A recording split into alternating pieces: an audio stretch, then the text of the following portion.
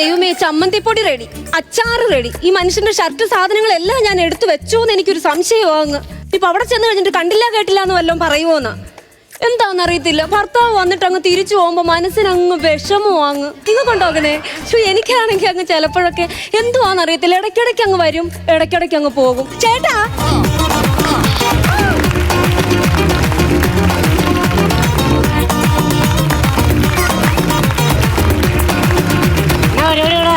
ചേട്ടന് കൊണ്ടുപോകാനുള്ള സാധനങ്ങളെല്ലാം എടുത്തു വെക്കുമായിരുന്നു. എന്റെ ദൈവം, നിനക്ക് തലയ്ക്ക് വല്ല ഓളമുണ്ടോ? എന്തുവാ ഇതൊക്കെ ഇപ്പൊ അങ്ങ് കെട്ടിച്ചോന്ന് കൊണ്ടുപോകണം എന്തിനാ? ഇതൊന്നും ചേട്ടനല്ലെന്ന്. പിന്നെ അവിടെ കൂടുള്ളവർക്ക് കൊടുക്കാമല്ലോ. 2 കൊല്ലമായില്ലോ അവരൊക്കെ ഒന്ന് നാട്ടിൽ വന്നിട്ട് കഴിക്കട്ടെ എല്ലാവരും. എടി, ഞാൻ ഒരു കാര്യം ചെയ്യട്ടെ. എന്താ? എടി, ഞാൻ ഒന്ന് പോണം. 2 ദിവസം കഴിഞ്ഞിട്ട് പോയാ പോരോ? 2 ദിവസം മുമ്പ് ഇതുപോലെ നിന്ന് ചിണുങ്ങിയത് കൊണ്ടാ ഇപ്പൊ താമസിച്ചത്. പോ നോക്കിക്കേ. ഞാൻ ഇനിയിപ്പോ അവിടെ ചെന്ന് കഴിഞ്ഞിട്ടുണ്ടെങ്കിൽ 2 കൊല്ലം കഴിയണം ഇങ്ങോട്ട് പറഞ്ഞ് 2 കൊല്ലം ദാ പിടിച്ചോന്ന് പറഞ്ഞാണ് അങ്ങ് പോകും. ശരിയാ. അവിടെ ചെന്ന് കഴിഞ്ഞാൽ ജോലിയുണ്ട്, അവരതിന്റെ കൂലി തരുന്നുണ്ടോ? പിന്നെ എന്തിനാ വിഷമിക്കുന്നത്? ധൈര്യമായിട്ട് പോ. അതല്ലെന്ന്, എനിക്ക് 2 കൊല്ലത്തേക്ക് എന്റെ പൊന്നിനെ കാണാണ്ടിരിക്കാൻ പറ്റുള്ള അതല്ലേ? ആ, സാരമില്ല. ഒരു കാര്യം ചെയ്യും, ഇത്തവണ പോകുമ്പോ നീ എന്റെ കൂടെ അങ്ങ് കയറി വാ. എന്നെ അങ്ങോട്ട്? ഇവ പറയുന്ന കേട്ടാ തോന്നുന്നു ഇങ്ങനെ ഗൾഫിൽ പോവാന്നെന്ന്. 10 ദിവസത്തെ ജയിലിന്റെ പരോള് കഴിഞ്ഞ് ഇറങ്ങി വന്ന് നിൽക്കുവാ. എന്നിട്ട് 2 ദിവസം ഇപ്പൊ തന്നെ അധികത്തിൽ കഴിഞ്ഞിട്ടുണ്ട്. മര്യാദക്ക് കയറി പോവാൻ നോക്കിക്കോ. ഇല്ല, അവന്മാരെല്ലാം കൂടെ തിരക്ക് ഇങ്ങോട്ട് വരും. എന്നാലും ഞാൻ പോണോന്ന്.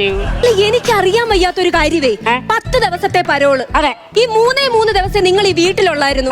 ബാക്കി 7 ദിവസം എവിടെ ആയിരുന്നു? 7 ദിവസം എവിടെയായിരുന്നു വെച്ചിട്ടുണ്ടെങ്കിൽ ചുമ്മാ കയ്യും വീശിക്കൂടെ വരാൻ പറ്റുമോ? ഇവിടെ വന്നു കഴിഞ്ഞാൽ വട്ടച്ചെലവിന് കാശ് വേണ്ടേ?